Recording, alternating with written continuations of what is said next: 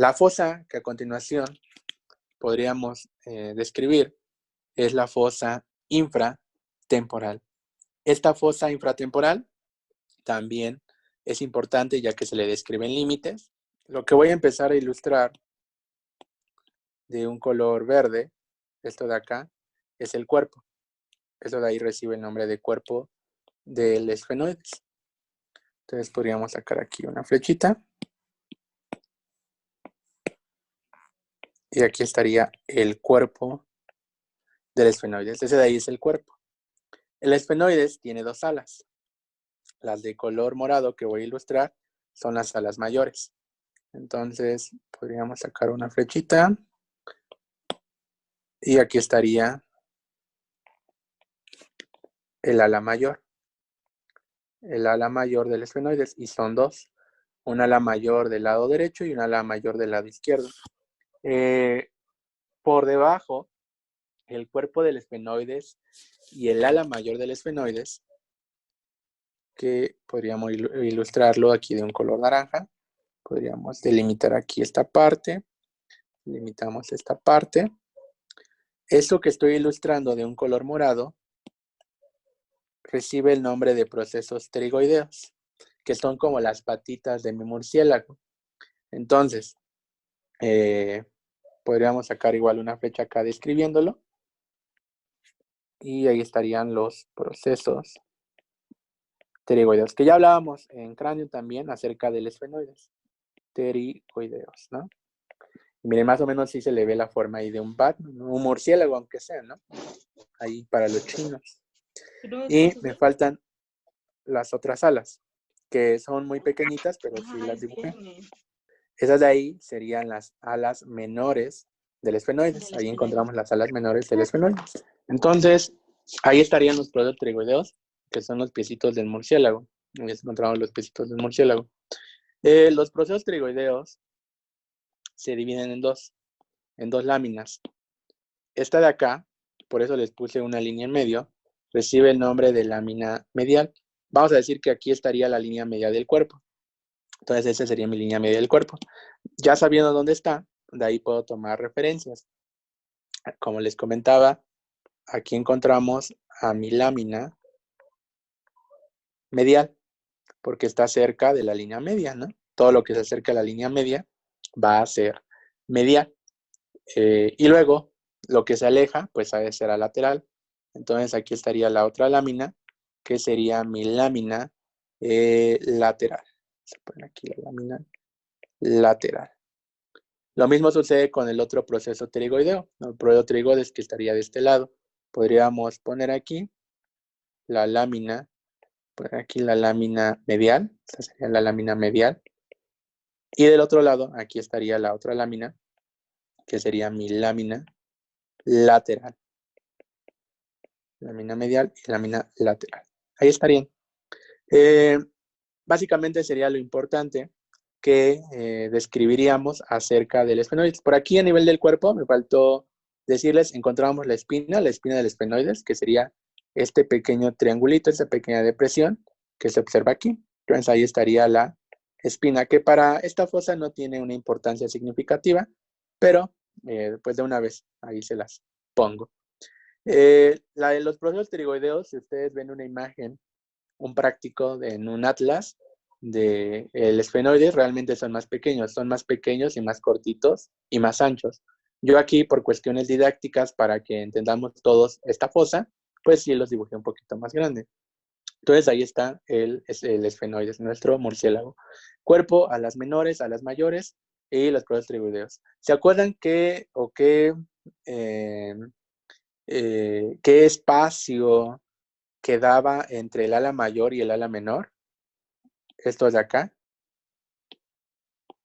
que les dije, esto se localiza entre el ala mayor del esfenoides y el ala menor, y el ala mayor y el ala menor, que lo abreviamos así, como FOS. Era la fisura orbitaria superior, ¿cierto? Por donde pasaba el óculo motor, el troclear, el abducens, la rama oftálmica del trigémino, junto con las venas oftálmicas. Pero ahí estaría de ambos lados, ¿no? Fisura orbitaria superior, que Si recordamos un poco, estaría acá. Eran estas partes de acá, ¿no? Ahí estarían las fisuras orbitarias superiores. Si hablamos del otro hueso importante que estaba aquí, va a ser nuestra mandíbula. Esta mandíbula vamos a ponerla ahí de pues sí, vas a ilustrarla de un color gris, un amarillo, a ver. A mí me gusta más el amarillo. Y los dientecitos, vamos a poner aquí ya las piezas dentarias de un color gris. Coherencia articulación de los dientes es alveolo-dentaria, que es fibrosa de la variedad Gomphosis, ¿no? Variedad Gomphosis. Ahí estarían nuestras piezas dentarias, o que la canción nos acercamos un poco. Aquí, aquí, acá, aquí, acá, aquí, acá, aquí. Perdón, tardo un poco coloreándolos. Pero igual ahorita les paso los lienzos para que completen su dibujo. Entonces ahí estaría la mandíbula, es la cara posterior de la mandíbula. ¿Se acuerdan qué línea se observaba en la línea o en la cara posterior de la mandíbula? Ahí es la línea de color negro, pero podríamos ponerla ahí La de un línea color. miloioidea, ¿no? Ándale, perfecto. Es la línea miloioidea, ¿no? Aquí. Sería toda esta de acá. Bueno, traté de sacarle el trayecto. Sí, como dice la doctora, ahí encontramos a la línea miloioidea. Que esta línea miloioidea, si recuerdan, miloioidea. Espérenme. Línea miloioidea. Esta línea miloioidea se localiza en la cara posterior de la mandíbula. Y en esta cara posterior de la mandíbula es importante porque se va a insertar por ahí el músculo miloioideo, ¿no? Por ahí algunos autores mencionaban que ese músculo miloioideo nos recuerda a un bailarín muy famoso que es Ricardo Milos, ¿no? Ricardo Milos. Entonces, así se recuerda un poco el miloioideo. Miloioideo es otro de los músculos inervados por 5-3, por la rama mandibular del trigémino. Por aquí encontramos, no la dibujé, pero vamos a aprovecharla aquí, encontramos una espina importante que recibe el nombre de língula. Es como una pequeña espinita, solamente que recibe el nombre de língula. Es como si fuera un proceso espinoso de una vértebra o un proceso estiloides que se localiza aquí, língula. Encontramos otra cosa importante que podríamos ilustrar aquí de color rosa, que recibe el nombre de conducto mandibular. Sería esta parte de acá, vamos a ilustrarla, y ahí estaría el conducto mandibular. Conducto mandibular. Ya veremos cuál es su importancia. Entonces, doctores, este dibujo ya así quedaría señalado y pintado y bonito y todo. Ahora, nos falta ilustrar, pues, qué es la fosa infratemporal. La fosa infratemporal, como su nombre lo indica, se localiza por debajo de la fosa temporal. Estaría, o sería todo esto que estoy encerrando. Eso de ahí sería la fosa infratemporal. Antes de seguir con este dibujo, vamos a hacer otro pequeño, donde nos va a servir mucho para describir los límites. Entonces, pues aquí, en este de acá, haremos un dibujo pequeñito. Es una norma lateral de cráneo. Vamos a ilustrar aquí.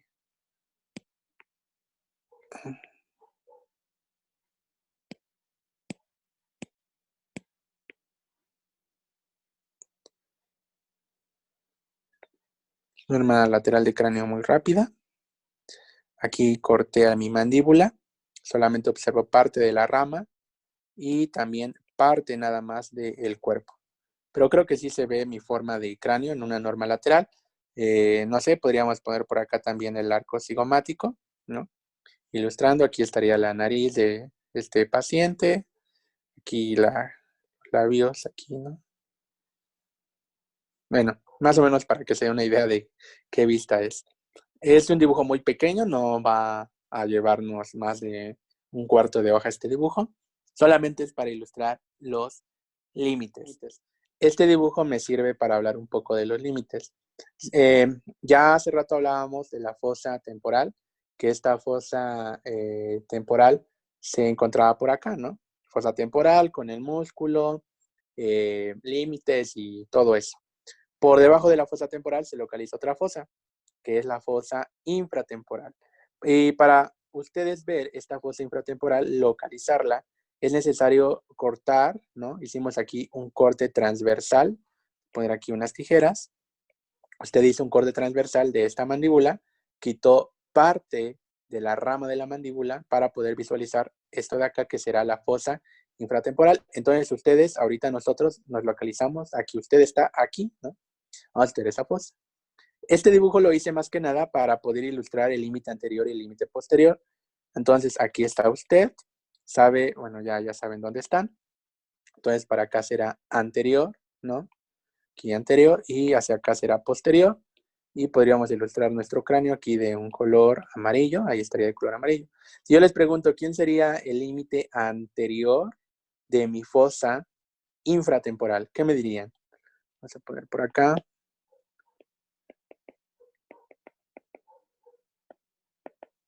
Límite anterior. Ok, aquí estaría la maxila, ¿cierto? En la maxila. Por acá estaría el temporal, por acá el occipital. Aquí ya no le puse las suturas y todo, ya está, es un dibujo express. Aquí estaría el parietal y por acá el frontal. Entonces, como me dijeron ahorita, sería la maxila. Perfecto, sería la maxila.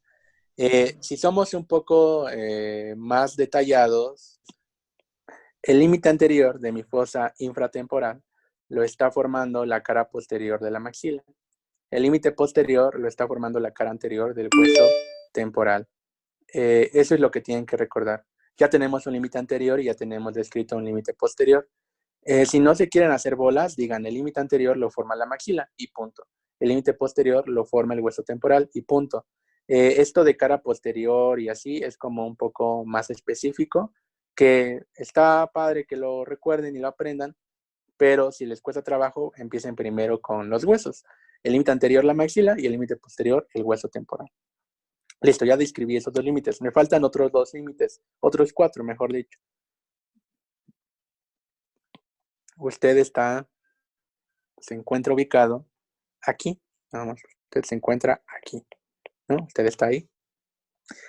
Y bueno, si yo les pregunto, ¿quién está formando el límite lateral de mi fosa infratemporal? Acuérdense, todo esto es mi fosa infratemporal.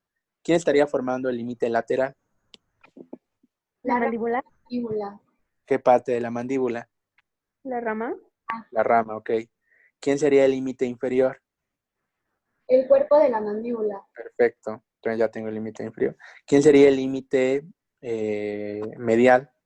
La lámina lateral del proceso pterygoideus. Ok, eso es muy específico. Si fuéramos un poco más generales. Proceso pterygoideus. Ok, así ya estaría mejor. Entonces, puede ser, como dijo la doctora ahorita, ahorita lo voy a escribir de todas formas, no se preocupen, solo quiero que entiendan. El límite medial lo puede estar formando el proceso pterigoides, todo el proceso pterigoides, pero si somos muy específicos, no solamente sería la lámina, no solamente sería el proceso pterigoides, sino también sería la lámina lateral del proceso pterigoideo. Esa sería una forma más específica de referirnos a los límites de la fosa infratemporal. Sería la lámina lateral de mi proceso pterigoideo está formando mi límite medial. Así de sencillo. Pero si se quieren ahorrar problemas, solo digan que el límite medial lo están formando los procesos pterigoideos. Claro, aquí hay una fosa infratemporal y hay otra de este lado, nada más que no la dibujé. Entonces, ese sería mi límite medial, ¿cierto? Entonces lo vamos a poner ahí. Límite medial. ¿Y quién sería el límite superior? Las alas mayores La del rama. esfenoides. Perfecto. Entonces ya tendríamos descrito el límite superior, que serían las alas mayores del esfenoides. Por ahí también pueden encontrar que la cara inferior de las alas mayores del esfenoides están formando el límite superior, pero no vamos a meternos en problemas. Límite superior, alas mayores, o en este caso el ala mayor. Límite inferior, el cuerpo del esfenoide, el cuerpo de la mandíbula. Límite lateral, la rama de la mandíbula. Límite medial, el proceso pterigoideo, específicamente la lámina lateral. Vamos a anotarlo entonces en el otro lienzo. Aquí no quiero anotar nada porque vamos a dibujar tantas cosas que No sé si me quedé el espacio, por eso no quiero dibujar nada todavía ahí. Entonces ya tendríamos descrito el límite anterior, límite posterior. Por aquí abajo vamos a poner el límite lateral. Vamos a ponerlo aquí de color rojo. Poner límite lateral. El límite lateral. El límite lateral, entonces recuerden, lo está formando la rama de la mandíbula. Rama de la mandíbula. Ahí estaría mi límite lateral. El límite medial. Vamos a ponerlo por acá. Límite medial. Lo estará formando el proceso pterigoideo. Proceso pterigoideo. Específicamente su lámina lateral, como ahorita mencionaban por ahí. Específicamente su lámina lateral. Nos falta otro límite, el límite superior. Vamos a poner aquí.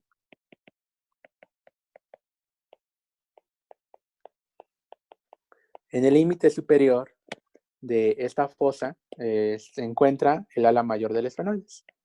Límite superior, ala mayor del esfenoides. Y finalmente podríamos continuar hablando del límite inferior para terminar con límites. Límite inferior. El límite inferior lo está formando el cuerpo de la mandíbula, ¿no? Mandíbula, ok, y ya, con eso tendríamos descrito los límites, el anterior, el posterior, el lateral, el medial, el superior y el inferior. Esos serían los límites de la fosa infratemporal. En esta fosa infratemporal, el contenido, para empezar, van a ser dos músculos importantes. Ayer platicábamos acerca de unos músculos de la masticación, que era el temporal, macetero, pterigoideo medial y lateral, y hablábamos que en la fosa temporal el principal contenido era el músculo temporal. En esta fosa infratemporal, una del lado derecho, y por acá estaría la del lado izquierdo, en ambas fosas se localizan el mismo contenido. El mismo contenido que vamos a dibujar acá es el mismo contenido que se encontrará del lado izquierdo de la otra fosa infratemporal. En la fosa infratemporal vamos a encontrar dos músculos de la masticación, de los 4 que ya habíamos mencionado en algún momento. Entonces, en un lienzo aparte, para que no se nos empalme todo, vamos a ir poniendo acá los dos músculos. Vamos a poner acá el contenido. Háganlo aparte y vamos a poner el contenido, pero ya propiamente de la fosa infratemporal. Entonces aquí podemos escribir, cambiamos a lápiz pincel y contenido. Este ya será el contenido de la fosa infratemporal. Uno de los contenidos de la fosa infratemporal son, como les vengo comentando, los músculos pterigoideos. Vamos a empezar hablando del músculo pterigoideo lateral. Entonces, pterigoideo lateral. Si recordamos un poco, los músculos, cualquier músculo que ustedes estudien, tiene un origen y una inserción, también conocidos como inserción proximal e inserción distal. Pero podríamos empezar aquí hablando acerca del origen. Recuerden que a mí me gusta más decir origen e inserción. El origen del músculo pterigoideo lateral es a nivel de lo que vendría siendo la cara lateral de la lámina lateral de los procesos pterigoideos. Para no confundirnos, las vamos a poner aquí. Lámina lateral del proceso pterigoideo. Así de sencillo. Del proceso pterigoideo, que nacen ahí del esfenoides. En algunos libros pueden encontrarlo todavía un poco más detallado, donde habla acerca de que se origina de la cara infratemporal, de la cresta del ala mayor del esfenoides y por ahí de la cara lateral de la lámina lateral de los pterigoideos. Sin embargo, no es importante hacer un detalle muy a fondo. Con esto es más que suficiente. Se origina de la lámina lateral de los procesos tiroideos. La inserción.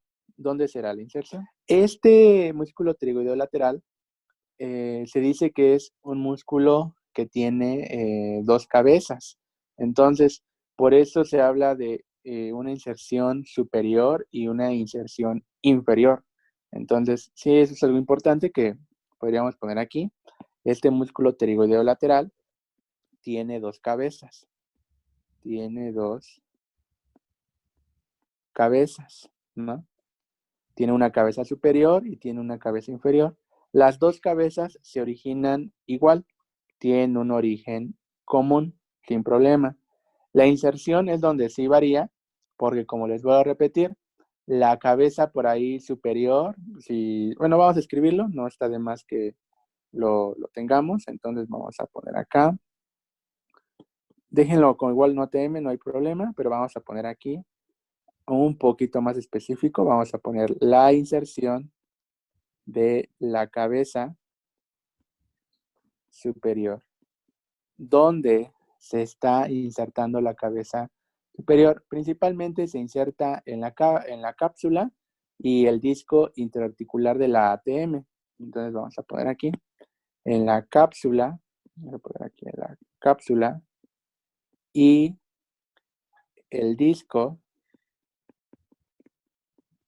de la articulación temporomandibular, la cabeza superior. Por otro lado, si aquí ponemos la inserción, pero de la otra cabeza, que será la cabeza inferior, aquí la cabeza inferior. La cabeza inferior de este músculo pterigoideo lateral se inserta principalmente en la fosita pterigoidea del cuello de la mandíbula. Prácticamente se está insertando en el cuello de la mandíbula.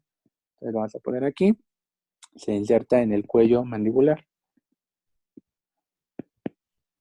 Cuello de la mandíbula.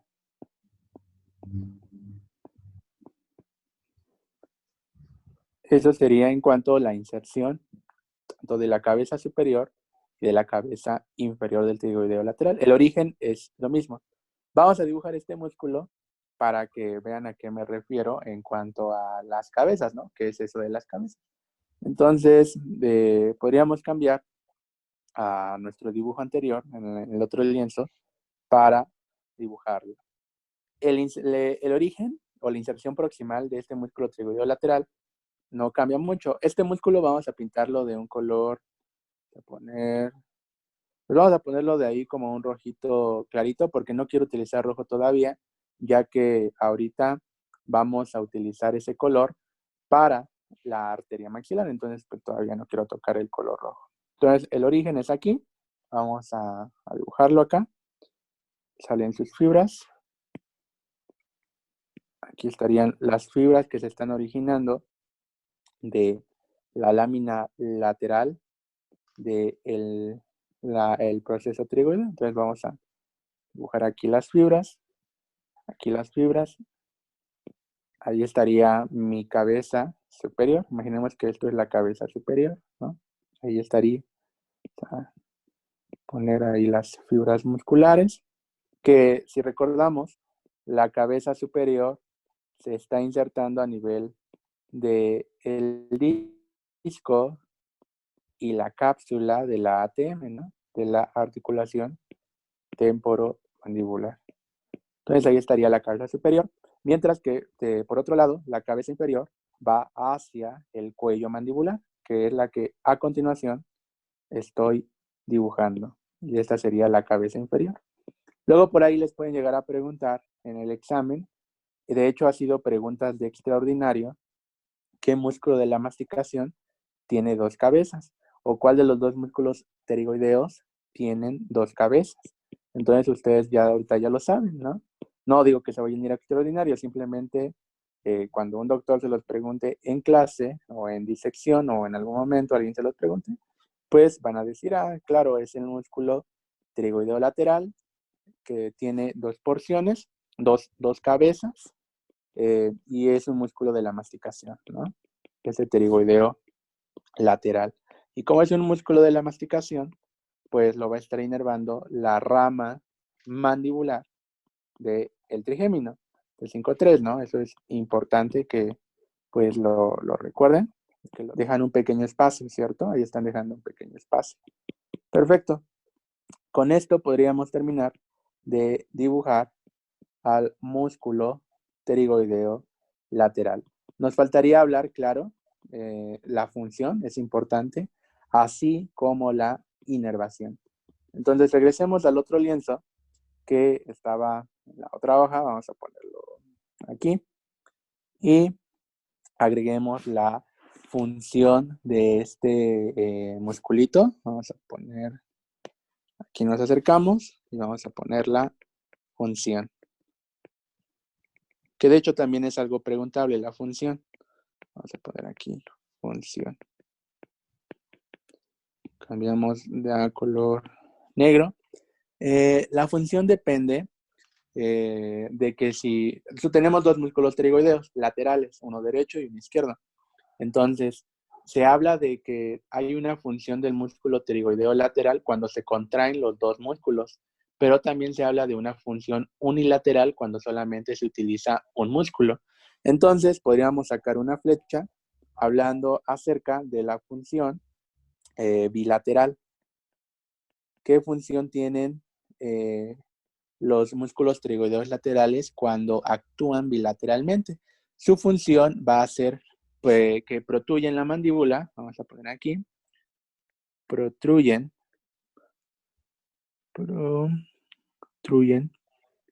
la mandíbula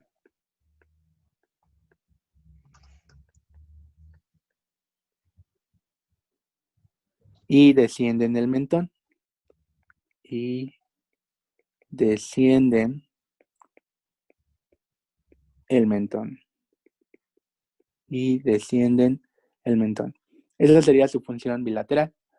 Sacamos otra flechita para hablar ahora acerca de su función unilateral. Cuando solamente utilizamos, se contrae un músculo, ya sea el del lado derecho o del lado izquierdo. Entonces, cuando se contraen, uno nada más, mueven la mandíbula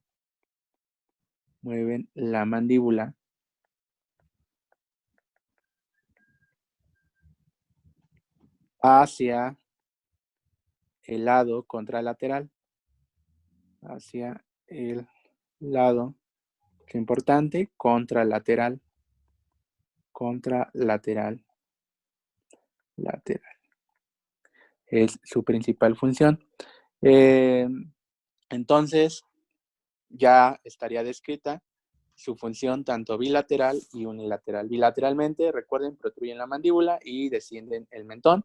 Unilateralmente, mueven la mandíbula hacia el lado contralateral, ¿no?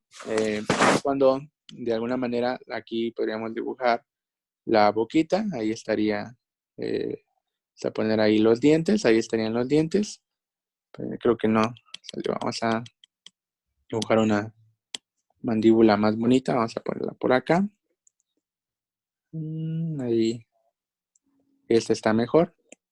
Su función entonces es mover unilateralmente, mover la mandíbula hacia acá, hacia un lado o hacia el otro, solamente que cuando mueven la mandíbula, por decir un ejemplo, al lado derecho, utilizan el pterigoideo lateral del lado izquierdo. Cuando mueven la mandíbula de lado, pero hacia el lado izquierdo, pues están utilizando el pterigoideo lateral del otro lado, es decir, el del lado derecho. Entonces, esto sí es importante, se los pueden llegar a preguntar en un examen. Y muchos se confunden, luego no recuerdan si es el pterigoideo lateral del mismo lado o el del lado contrario. Entonces, unilateralmente hacen eso, bilateralmente también ahí está la función. Faltaría hablar acerca de la inervación, ya es muy sencillo. Como es uno de la masticación, va a estar inervado por 5-3, ¿no? Vamos a poner aquí 5-3. Por ahí algunos mencionan que es el tronco anterior del nervio mandibular, pero nosotros nada más vamos a dejarle en 5.3. 5.3 inerva al pterigoideo lateral. Muy bien. Este pterigoideo lateral, pues es uno del contenido, ¿no? ¿El contenido de qué fosa? Pues de la fosa infratemporal. Este músculo pterigoideo lateral, si les preguntan dónde están los músculos pterigoideos, está en la fosa infratemporal, doctor. No se vayan a confundir porque muchos se van con la finta de que están en la fosa pterigopalatina, porque también suenan parecidos. Pterigopalatina con músculo pterigoideo lateral. Entonces, no, los músculos pterigoideos, me falta el otro, pero los músculos pterigoideos se localizan a nivel de la fosa infratemporal. Muy importante. Vamos a dibujar el otro músculo pterigoideo, su hermano, el medial. Solamente que aquí ya no tengo espacio, así que vamos a abrir un nuevo lienzo. Igual aquí, vamos a poner un rojo y ponemos músculo pterigoideo medial. Músculo pterigoideo medial. También lo vamos a dibujar en nuestra fosa. Vamos a empezar hablando acerca del origen. ¿De dónde se está originando este músculo pterigoideo medial? Se está originando, vamos a poner aquí, de color negro, de la lámina medial del proceso pterigoideo. Origina de la lámina medial del proceso pterigoideo. Por ahí también hablan acerca del proceso y del proceso piramidal y del proceso piramidal del hueso palatino. Del hueso palatino. Algunos autores describen también, aparte de lo que ya les mencioné, que también se origina de la tuberosidad maxilar. Tuberosidad maxilar. Pero con que recuerden, el origen principal es este, la lámina medial del proceso pterigoides o del proceso pterigoideo es el punto clave para que recuerden el origen. Con que se aprendan eso, yo me doy por bien servido. Si quieren aprenderse lo demás, de acuerdo, no hay problema, está muy bien. Entonces, ese es el origen. Vamos a poner por acá la inserción. Vamos a poner acá la inserción. Aquí, la inserción. Se está insertando a nivel de la cara medial de la rama de la mandíbula por ahí. Entonces vamos a poner de color negro. Cara medial. Vamos a poner aquí cara medial de la rama de la mandíbula. Algo que tiene este pterigoideo medial es que no tiene dos cabezas. ¿Cuál sí? ¿Cuál sí tenía dos cabezas? Pues el otro, el pterigoideo lateral. Entonces, el pterigoideo medial se inserta en la cara medial de la rama de la mandíbula. Entonces, con eso podríamos terminar la inserción. Vamos a dibujarlo. Vamos a aprovechar nuestro dibujo en la fosa infratemporal. Ahorita regresamos aquí para poner la función y la inervación. Igual vamos a ponerlo de un rojito clarito. Ese está perfecto. Y a continuación vamos a dibujarlo. Él está originando más por acá, a nivel de la lámina medial. Entonces estaría más o menos así. Este musculito, así originándose.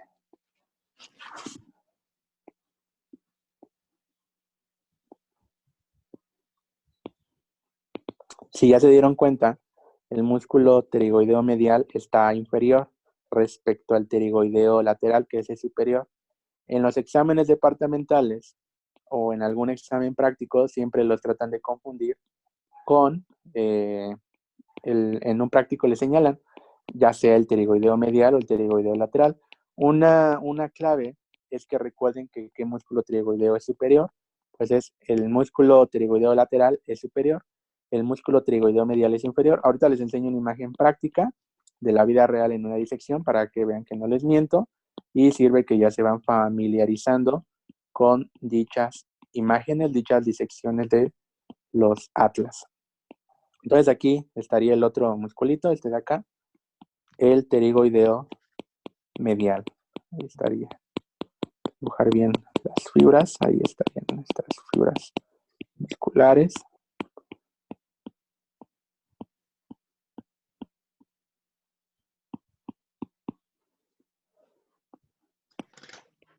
Podríamos continuar hablando acerca de la función, qué función tenemos, así como de la inervación, que seguramente ya se la saben. Todos se la saben ya a estas alturas. Vamos a ponerla acá, nos acercamos y ponemos la función, que eso sí es importante. La función de este musculito es que actúa o se describe que tiene una manera, una función sinérgica con el músculo de la masticación que todavía no hablamos, que es el macetero. Pero bueno, vamos a ir escribiendo y ya después en su momento hablaremos del macetero. Entonces ponemos por acá que actúa de manera sinérgica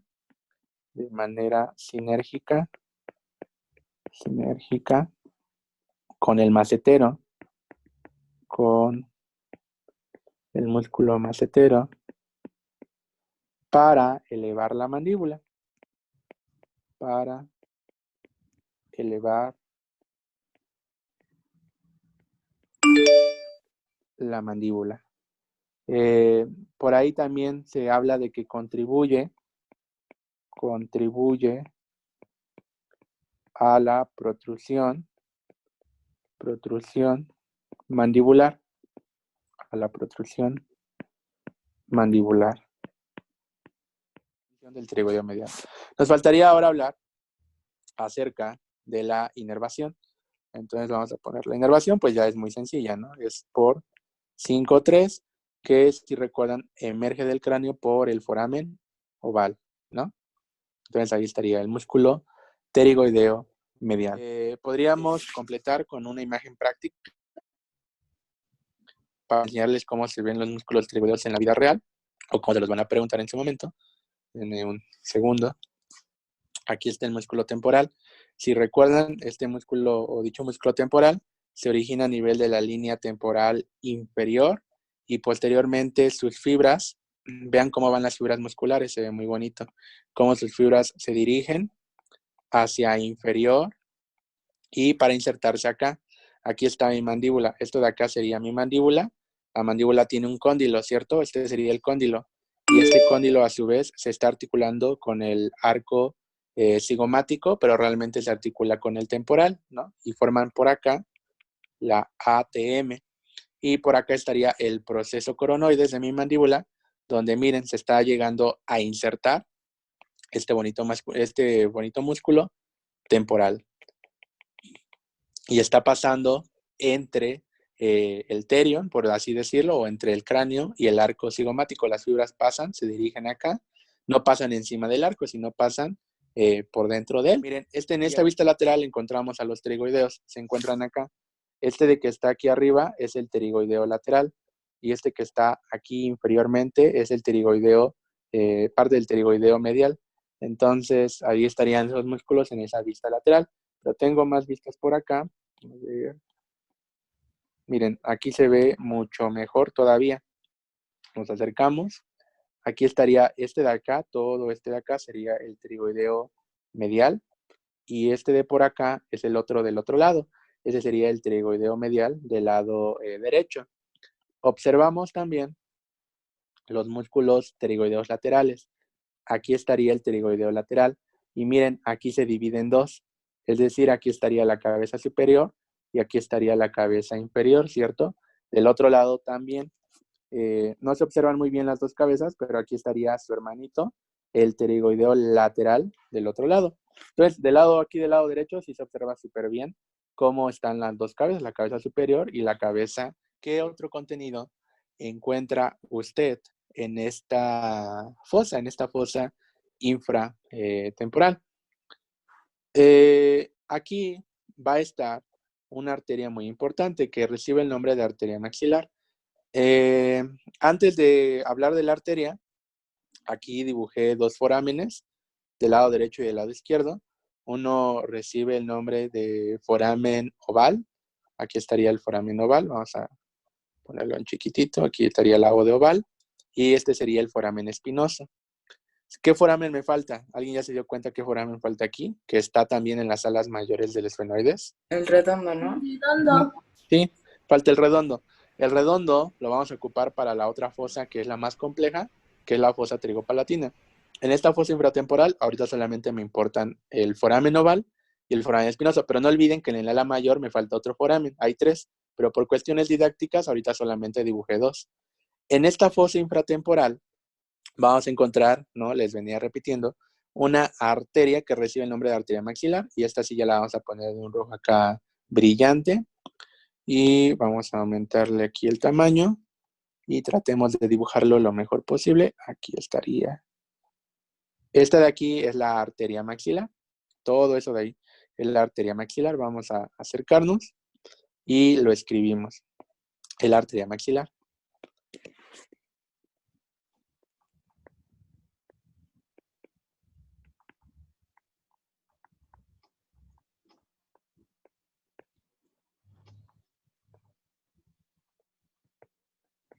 Ya hablábamos en clases pasadas que esta arteria maxilar es rama terminal, ¿no? De la carótida externa, es rama terminal de la carótida externa, junto con su otra hermana, que ahorita no nos importa mucho, que es la temporal superficial. Aquí no se nota mucho en mi dibujo, pero esta arteria maxilar se mete entre las dos cabezas de este músculo pterigoideo lateral. Entonces, esto es importante porque la arteria maxilar se divide en 3 porciones. ¿Se acuerdan quién dividía la arteria subclavia en 3 porciones? ¿De casualidad? Los músculos, Escalenos. Ándale, ¿ok? ¿Cuál de los 3? ¿El escaleno anterior, el medio o el posterior? Muy bien, el anterior, ¿no? El anterior. Bueno, la arteria maxilar, vamos a poner un ejemplo aquí abajito. Ahorita me regreso a ese ejemplo. Este es un ejemplo muy chiquitito. Podríamos poner el puente aquí de color rosa.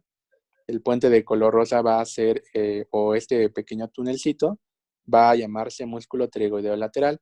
Quien va a pasar por debajo de él va a ser la arteria maxilar, y aquí estaría pasando esta arteria maxilar. Hay una porción, aquí podríamos decir, la primera porción, antes de que esta arteria pase por el músculo, por debajo del músculo pterigoideo lateral. Pero hay otra porción aquí donde ya está pasando por debajo del músculo pterigoideo lateral. Entonces ya tendríamos la segunda porción. Y tenemos la tercera porción, que es donde la arteria ya pasó o ya ha pasado el músculo pterigoideo lateral. Entonces se describen 3 porciones: la primera porción, la segunda porción y la tercera porción. ¿Quién me divide a la arteria maxilar en 3 porciones? Pues el músculo pterigoideo lateral. Aquí con mi ejemplo, bueno, queda un poquito mejor en una manera didáctica de enseñarlo, pero realmente sucede esto. Aquí viene la arteria maxilar, se mete entre las dos cabezas del músculo pterigoideo lateral, y pues ya se divide en una porción antes de pasar por el músculo, la segunda porción donde se mete en las dos cabezas del músculo pterigoideo lateral, y la tercera porción donde ya sale de las dos cabezas del músculo pterigoideo lateral. Entonces, esto es importante. Es prácticamente lo mismo que sucedía con la arteria subclavia, que era la arteria subclavia que se dividía en 3 porciones por el músculo escaleno anterior, y también teníamos las 3 porciones antes de pasar por el escaleno, pasando por el escaleno y después de pasar por el escaleno anterior. Entonces, aquí sucede exactamente lo mismo. Tenemos una primera porción antes de pasar por el músculo, la segunda porción a nivel del músculo y la tercera cuando ya pasó por el músculo, solamente que aquí cambia el músculo y el nombre de la arteria. El músculo se llama pterigoideo lateral y la arteria se llama arteria maxilar. En el camino a este nivel, la arteria maxilar va a darme a laterales. Recuerden, no es lo mismo, vamos a aceptar aquí a su compañero, compañero, no es lo mismo una rama colateral a una rama terminal. Estas son puras ramas terminales. Entonces vamos a empezar a describir aquí las porciones de la arteria y aquí vamos a empezar con la primera porción. Entonces, aquí vamos a poner arteria maxilar, primera porción. Primera porción. Y preparen sus colores porque vamos a sacar muchas rayitas. En la primera porción de un color, vamos a poner un color morado, aquí morado Barney, vamos a tener a la arteria auricular profunda. Entonces aquí vamos a poner número 1, aquí número 1, arteria auricular profunda.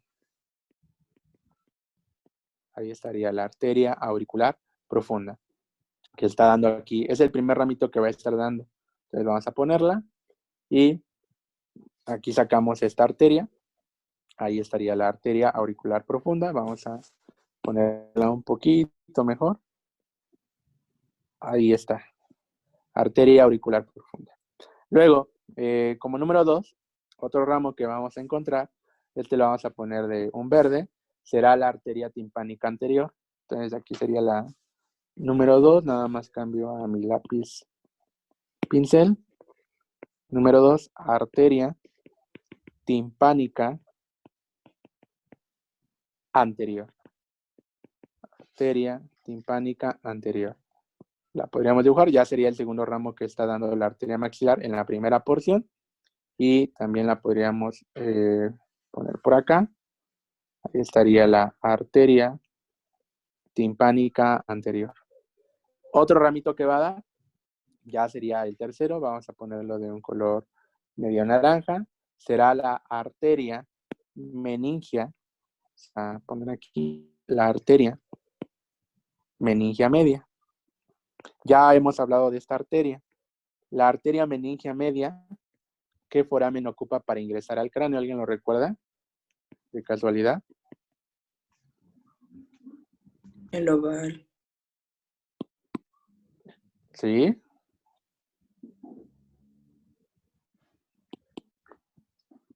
Muy bien. El foramen que ocupa, si recuerdan, es el foramen espinoso. Por ahí va el paquete meningio medio, ¿recuerdan? Va la arteria meningia media, la vena meningia media y el nervio meningio. Entonces, aquí estaría naciendo esta arteria por acá, se dirige para introducirse por el foramen espinoso y posteriormente ramificarse, y si recuerdan esta arteria donde se ramificaba a nivel del terio, ¿no? Ahí es donde pasa esta arteria y por eso es muy importante que alguien no les pegue en el terion o no tengan un traumatismo a nivel del terion, porque si se pegan a nivel del terion, pues van a tener, pueden tener una lesión de esta arteria y tener una hemorragia intracraneal, provocándoles un hematoma epidural. Entonces, ahí estaría la arteria meningia media. Aquí ilustré, está muy larga la arteria, pero bueno, esa sería mi arteria. Como nace de la arteria maxilar, se introduce por este foramen de acá, que sería el foramen espinoso, para posteriormente ya ser intracraneal, ¿cierto? Ahí estaría la arteria meningia media. Como el siguiente ramo que vamos a encontrar, vamos a poner aquí número 4, de color rosa, será la arteria meningia accesoria. Vamos a poner aquí un 4. Aquí el 4. Y ponemos arteria meningia accesoria. Accesoria. Arteria meningia accesoria. Podríamos ponerla aquí de señalarla. La arteria meningia accesoria, ahora sí, esa sí se mete por el foramen oval, ¿cierto? Esta no es la misma que la meningia media, pero igual se introduce al cráneo por este foramen oval. Pero lo más importante del foramen oval, si recuerdan, es el foramen, es el nervio 5-3 que emerge por el foramen oval. Pero bueno, ahí estaría la arteria meningia accesoria. Esa sería nuestra arteria meningia accesoria. Como ramo número 5, vamos a encontrar a la arteria alveolar inferior. Esta arteria alveolar inferior, vamos a ponerla aquí de, pues, un verdecito. Poner un verdecito como un verde pistache. Y ponemos arteria alveolar inferior. Aquí estaría. Arteria alveolar inferior. Esta arteria alveolar inferior sigue siendo de la primera porción. Ya llevamos ¿cuántas ramas? 1, 2, 3, 4, 5 ramas. 5 hijas colaterales de la arteria maxilar. Entonces, aquí podríamos dibujarla. Esta arteria alveolar inferior se dirige para acá. Nace de la arteria maxilar en la primera porción, pero se introduce por el conducto mandibular. Vamos a aumentarle el tamaño. Aquí se introduce por el conducto mandibular para posteriormente ya ir por dentro de la mandíbula. Va por dentro de la mandíbula, va por dentro de la mandíbula. ¿Y para qué será importante? Pues me va a irrigar a los dientes. Por eso se llama alveolar inferior, porque me va a irrigar la arcada dentaria inferior. Miren, aquí estaría emitiendo ramitos hacia los dientes, ¿no? Los dientes están muy vascularizados, al igual que muy inervados, pero por ahí se mete la arteria alveolar inferior, ¿no? Por el conducto mandibular y posteriormente dará ramitos que van a irrigarme los dientes, ¿no? Aquí los dientes. Todos recordamos que alguna vez cuando se nos cayeron los dientes, tuvimos un ligero, o a lo mejor algunas personas tuvieron un abundante sangrado. Esto es porque por aquí va la arteria alveolar inferior, que da ramitos hacia las diferentes piezas dentarias. Entonces, ahí estaría la arteria alveolar inferior. Podríamos continuar hablando acerca de las demás arterias, pero ¿qué creen? Estas 5 arterias, auricular profunda, timpánica anterior, meningia media, meningia accesoria y alveolar inferior, son las primeras 5 de la primera porción. Hasta ahí acaba la primera porción. Podríamos continuar hablando con las arterias de la segunda porción. Vamos a cambiar aquí el lápiz pincel y escribimos aquí segunda porción. Aquí estaría la segunda porción. A nivel de la segunda porción de la arteria maxilar, vamos a continuar aquí dibujando. Vamos a poner un azul aquí. Vamos a encontrar una arteria importante que recibe el nombre de arteria masentérica. Entonces, esta ya sería de la segunda porción, arteria masentérica. Esta arteria masentérica está ahí como de un color entre azul y morado. Vamos a señalarlo y cambiamos aquí a monolínea. Y por aquí ya estaría la segunda porción naciendo, vamos a bajarla aquí, naciendo esta arteria que ya sería la arteria masentérica. Esta arteria masentérica se dirige a irrigar principalmente por ahí, dar ramitos hacia el músculo macetero. Ese músculo macetero ya veremos que es un músculo de la masticación y ya veremos su función, origen e inserción. Ahí estaría la arteria masentérica.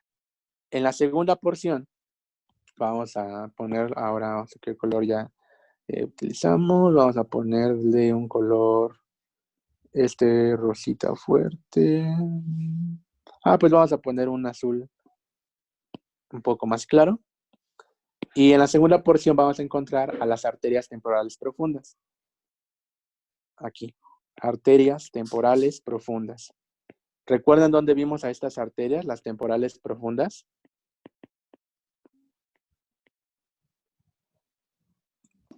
En el músculo temporal, ¿no? En la fosa, ¿no? Que estaban ahí haciéndole compañía al músculo temporal. Y platicábamos acerca de que estas arterias temporales profundas sí forman parte del contenido, a diferencia de la arteria temporal superficial, que es anel. Esa no forma parte del contenido porque ya está superficial a la fosa, y por eso se llama arteria temporal superficial. Pero ahí estaría, ¿no? Ahí ya dibujamos a la las arterias temporales profundas. Son pequeños ramitos. Luego, vamos a encontrar como número 3, vamos a poner, no hemos utilizado un verde fuerte, vamos a poner por acá un verdecito fuerte y vamos a cambiarlo acá. Aquí encontraríamos a los ramos pterigoideos. Vamos a poner el número 3. Ramos pterigoideos. Reciben el nombre de ramos pterigoideos ya que van a estar emitiendo ramitos para irrigarnos a los músculos pterigoideos. Entonces aquí vamos a cambiar a monolínea. Y aquí estaría saliendo esta arteria, aquí para irrigar al pterigoideo medial inferiormente. Aquí irrigando. Por acá también irrigándome a su otro hermano, el pterigoideo lateral. Emitiendo ramos por acá. Aquí también emitiendo ramos. Son ramitos que reciben el nombre de ramos pterigoideos. Entonces, ahí estaría ya la tercera. Vamos a hablar acerca de la cuarta. Vamos a escoger un color.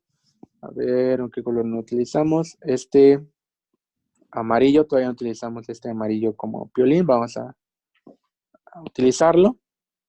Vamos a tener ahora la arteria bucal.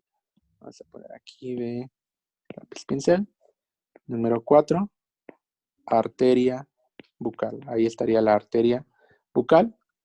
Y vamos a igual acá ponerla de un color amarillo.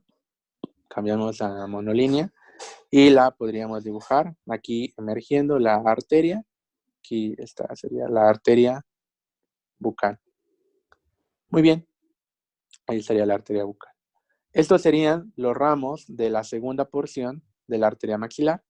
Vámonos con los ramos ahora, pero de la tercera porción. A nivel de la tercera porción, vamos a poner acá, vamos a encontrar también 5 arterias.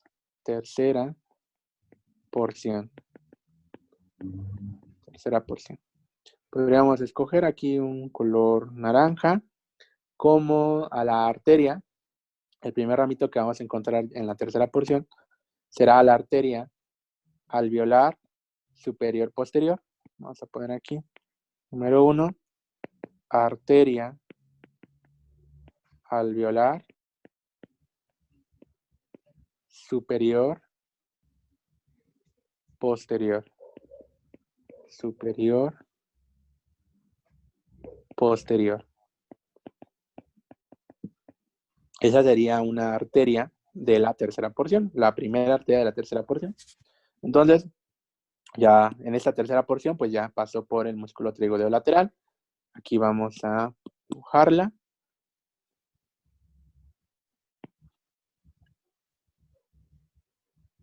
Aquí estaría nuestro ramito. Ahí se encuentra la arteria alveolar superior posterior. Luego, encontramos otros ramos. A continuación, vamos a poner a la segunda arteria, vamos a ponerla ya de un color, pues este verde. Poner aquí un verdecito fuerte. Encontramos ahora la arteria infraorbitaria. Vamos a poner aquí lápiz pincel. Ponemos número 2 y ponemos arteria infraorbitaria. ¿Por dónde iba esta arteria infraorbitaria? Pues por los forámenes ¿qué? Infraorbitarios, ¿no? Que están en la maxila, donde va la arteria, la vena y el nervio. Entonces, esta arteria infraorbitaria, faltó la arteria infraorbitaria, vamos a dibujarla por acá.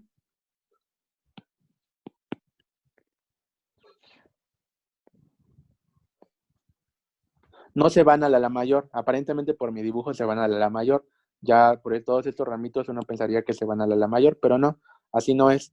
Cada arteria se dirige a un lugar en específico, ya sea el oído, los músculos, las meninges, el arcada dentaria inferior, pero no se vayan con la idea de que se dirigen a la ala mayor del esfenoides. Nada más estoy sacando la arteria aquí, la trato de sacar y ejemplificar cómo se va ramificando.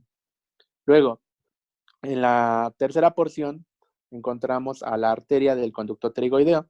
Vamos a ponerla aquí. Este color está bueno. Vamos a modificar un poco los valores. Vamos a ponerla. Ahí está. Cambiamos a lápiz pincel. Número 3, arteria del conducto pterigoideo. Arteria del conducto pterigoideo. Está ahí. Pterigoideo. La dibujamos también. Vamos a cambiar aquí a monolínea. Vamos a poner aquí monolínea. Y aquí la ejemplificamos.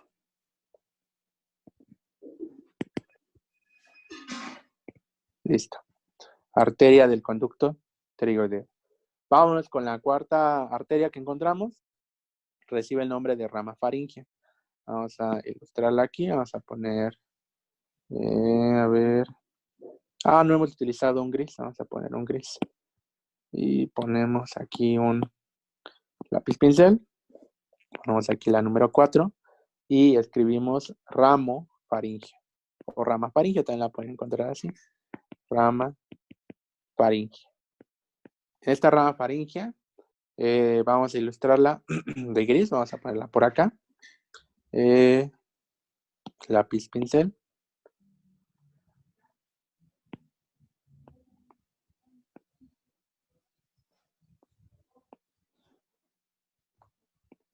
Ahí estaría.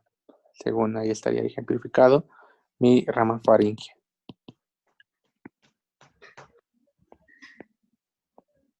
Ahí está. Y finalmente encontramos el último ramo colateral en la tercera porción, que será la quinta arteria, que será la arteria palatina descendente. Esta arteria palatina descendente, vamos a... pues creo que no hemos utilizado café. Vamos a ponerlo aquí de un color cafecito. Bajamos y ponemos lápiz pincel 5 y arteria palatina descendente. Arteria palatina descendente.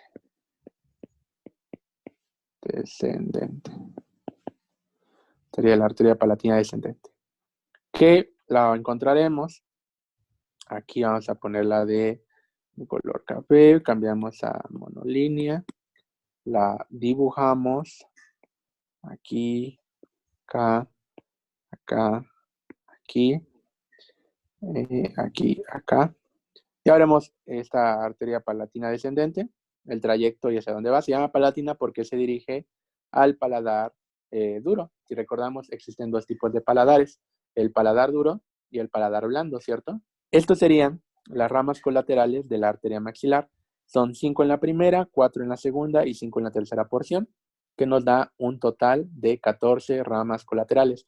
Varía mucho en cuanto algunos autores mencionan que son 15 o 16 colaterales.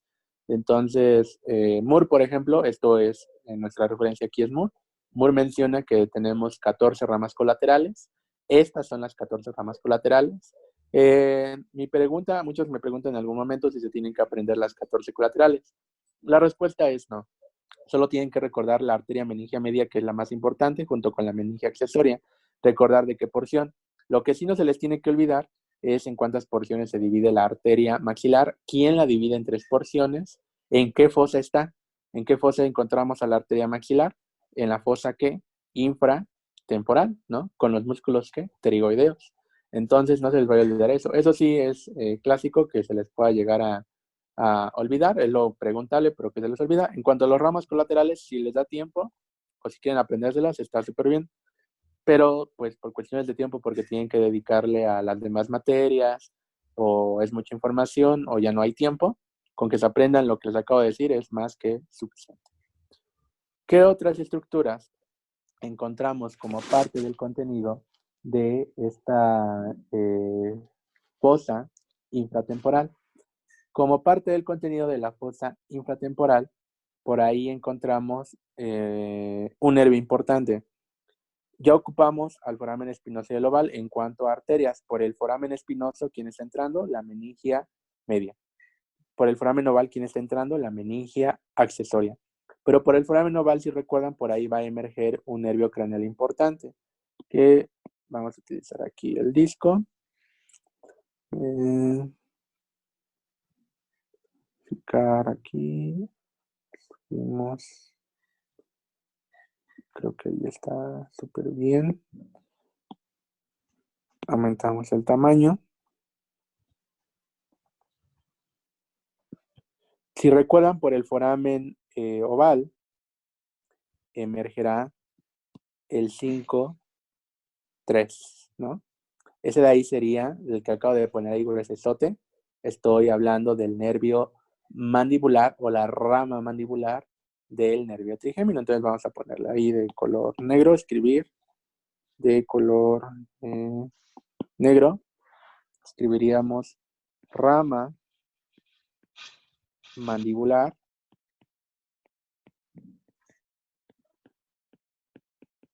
estaría la rama mandibular del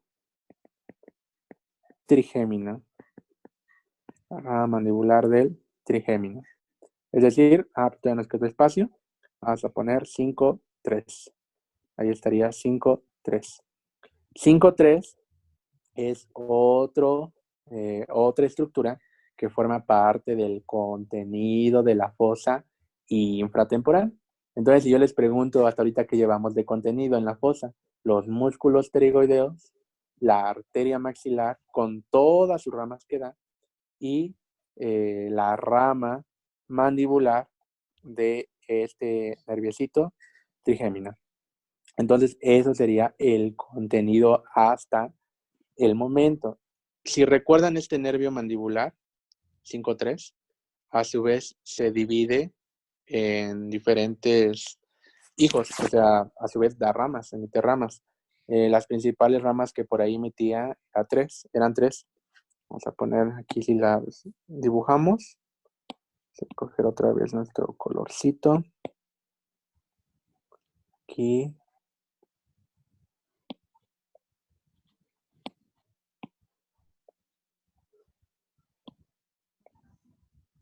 Ahí estarían las tres ramas del trigémino. Por decir un ejemplo, acuérdense que este nerviosito daba por ahí 3 hijos. Vamos a ponerlo aquí de color negro. Daba al nervio auriculotemporal. Nada más lo voy a abreviar. Nervio auriculotemporal.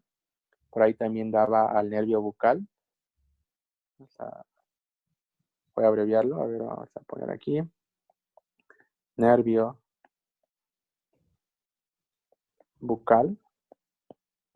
También otro ramo que da por ahí es el nervio mentoniano, ¿no?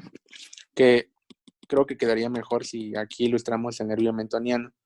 El nervio mentoniano sería, sí, mejor es este. Vamos a poner nervio mentoniano. Aquí estaría el nervio mentoniano. Este nervio mentoniano, ¿qué creen? También se dirige o se va a introducir por la canción. Se va a ponerlo aquí de un amarillo. Por el conducto mandibular. También se introduce aquí. Posteriormente, también irá por dentro, aquí junto con la arteria alveolar inferior. Ahí le estará haciendo compañía. Solamente que este nervio mentoniano es para emerger por los forámenes mentonianos y además estará dando nerviecillos.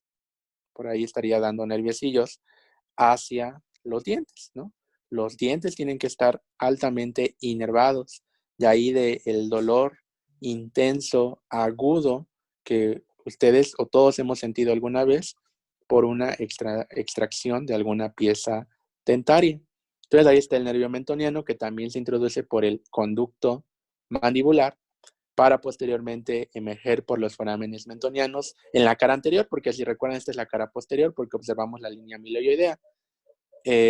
Entonces dará ahí nerviecillos hacia los dientes, este nervio mentoniano. Y otro nervio, que ya sería este de acá, vamos a ponerlo de color negro, que estará dando, o sería un hijo del nervio o de la rama mandibular del trigémino, será el nervio bucal. Vamos a ponerlo aquí de, pues ya, no es necesario escribir todo, pero completémosle aquí, nervio bucal. Ahí estaría el nervio bucal. Serían las principales estructuras, ramas, que daría 5-3.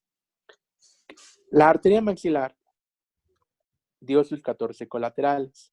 Sin embargo, tiene una arteria terminal. Vamos a ponerla aquí de color rojo. Y podríamos poner ramo terminal. El ramo terminal, si recuerdan de la arteria maxilar, recibe el nombre de arteria esfenopalatina. Entonces vamos a poner aquí arteria esfenopalatina. Aquí estaría arteria esfenopalatina. Esta arteria esfenopalatina no la hemos dibujado. ¿Por qué no la dibujamos aquí? ¿Dónde está? Sencillo, porque no se da aquí. Esta arteria maxilar aún no termina. Si se dan cuenta, aquí dibujé un cacho porque se va a introducir por una pequeña, llamémosle una pequeña fisura que recibe el nombre de fisura pterigomaxilar. ¿Qué es eso? ¿Qué es la fisura pterigomaxilar? Muy sencillo. Se los voy a señalar primero para que no perdamos esto. Porque luego, ¿dónde está? Hay un espacio que está por acá. Imaginariamente, porque aquí solamente observamos los poros trigoideos, pero imaginemos que ese espacio recibe el nombre de, vamos a aquí sacar una flechita, recibe el nombre de fisura pterigomaxilar. Pterigomaxilar. Es como si fuera una puerta, ¿no? La puerta que comunica su cuarto con el pasillo, por así decirlo. La fisura pterigomaxilar es una puerta. Hay 3 fosas extracraneales, ¿cierto? La fosa temporal, que es muy sencilla. La fosa infratemporal, que ya está un poco más compleja, porque pues sí, miren todo lo que se encuentra ahí. Y ahí está la que es más compleja aún, que es la fosa pterigopalatina. La fosa pterigopalatina, que aún no hemos hablado nada de ella, se va a comunicar con esta fosa, con la fosa infratemporal, a través de la fisura pterigomaxilar. Entonces, vamos a escribir. La fisura pterigomaxilar comunica la fosa infratemporal, comunica la fosa infratemporal con la fosa pterigopalatina.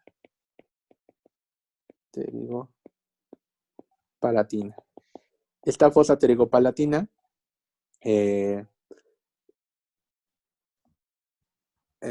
ahorita hablaremos un poco acerca de los límites. La fisura pterigomaxilar, por ahí se introduce la arteria maxilar, no se introduce la rama terminal, la arteria esfenopalatina. Todavía a ese nivel no da ningún ramo terminal. Simplemente esa arteria maxilar da sus 14 hijas aquí en la fosa infratemporal y posteriormente se mete por ese espacio para llegar a la última fosa que nos falta, que será la fosa pterigopalatina. Entonces podríamos anotarlo. Hay otra característica importante. Se introduce la arteria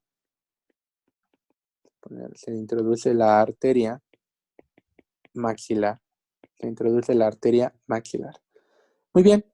Eso sería otra cosa importante que usted encuentra aquí en la fosa infratemporal. ¿Qué otro contenido encuentra usted en esta fosa? Vamos a encontrar por ahí un ganglio. Vamos a ponerlo por acá. Ya casi vamos acabando con esta fosa. Si se dan cuenta, sí son varias cosas que se describen aquí. De este amarillo violín, lo que acabo de dibujar es un ganglio. Si recuerdan que era un ganglio se definía como un conjunto de cuerpos neuronales fuera del sistema nervioso central, ¿no? Un núcleo era un conjunto de cuerpos neuronales dentro del sistema nervioso central, cuando por ahí hablábamos acerca de generalidades del sistema nervioso. Entonces, aquí encontramos un ganglio, que este ganglio, vamos a ponerle por ahí la letra O. Aquí esta sería la letra O. ¿Por qué le pusimos la letra O? Bueno, porque ahí estaría el ganglio óptico. Entonces podríamos sacar la flechita. Vamos a sacar una flechita. Y aquí señalamos ganglio ahí óptico. Ahí estaría el ganglio óptico. Este ganglio óptico es un ganglio parasimpático. Esto es importante. Aquí entre paréntesis es un ganglio parasimpático. Sería un ganglio parasimpático. El ganglio óptico. Hay 4 ganglios parasimpáticos en la cabeza. Si se los describo, no, pues ya no tenemos espacio. Vamos aquí a otro lienzo, ahorita regresamos a este, no se preocupen. Podríamos poner aquí de título ganglios parasimpáticos de la cabeza. Ganglios parasimpáticos de la cabeza. Hay 4 ganglios parasimpáticos de la cabeza y esto es importante, así como los nervios craneales que les enseñé en ese momento, que eran el 3, el 7, el 9 y el 10. También hay ganglios parasimpáticos. Son 4. Los ganglios parasimpáticos de la cabeza es el ganglio óptico, como se los acabo de describir. Otro es el ganglio submandibular.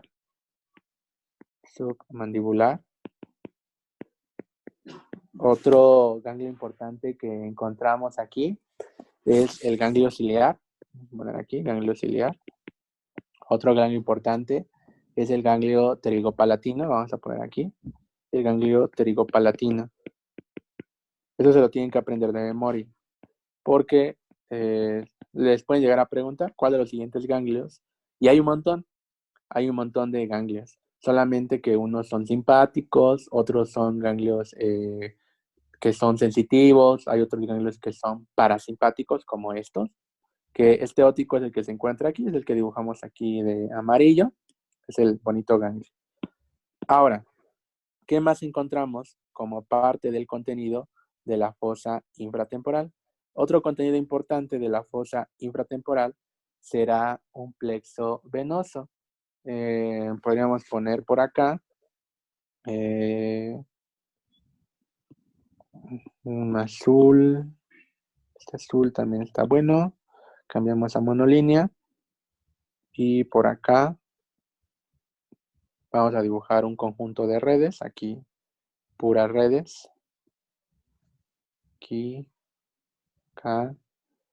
Solo dibujen puras rayitas cruzadas, porque esto de color azul recibe el nombre de plexo venoso pterigoideo.